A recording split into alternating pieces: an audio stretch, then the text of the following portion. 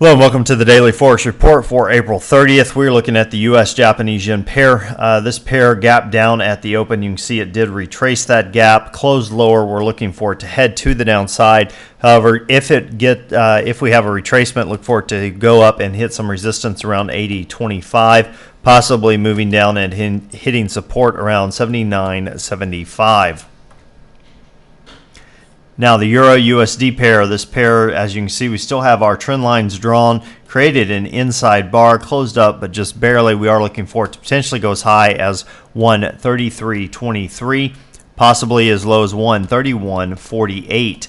Look for some resistance around 132.75, and look for some support around 131.75.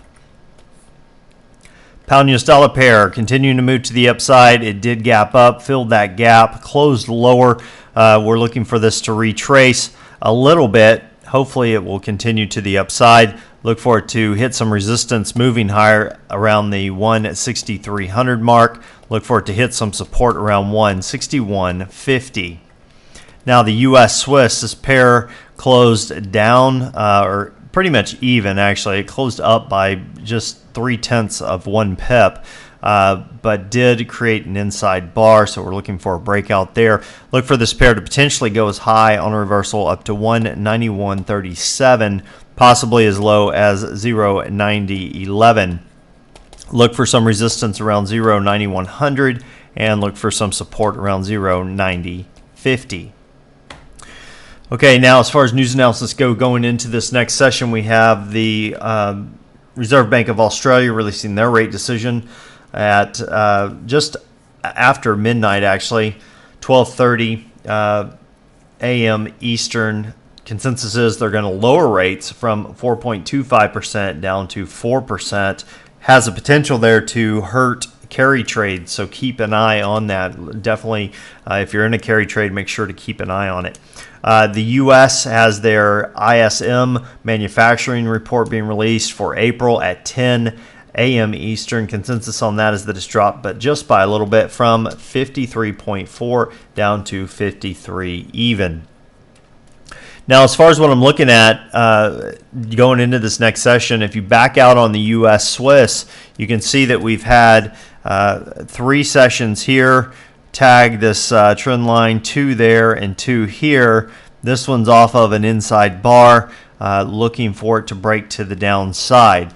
Now I'm going to put my proprietary trend finder indicator on here, and as you can see, it does track the trends pretty well, keeps you out of the sideways market.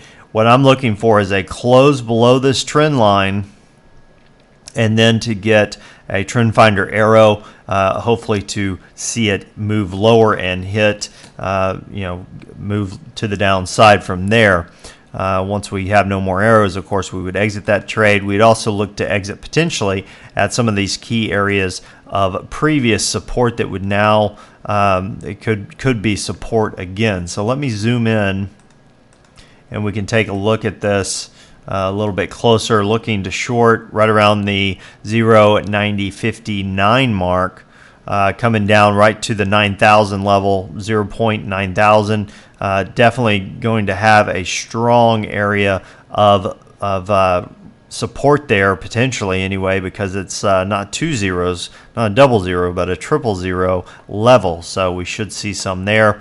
If it does punch through it, next area that we're looking for is the 0.8930 mark. So definitely keep an eye on this.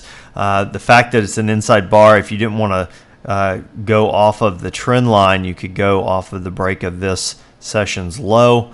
However, I'm looking for a close below the trend line. So close below the trend line is very important to enter a trade off of that. Well, I hope that helps, and until next time, this is Jason Fielder. Good trading.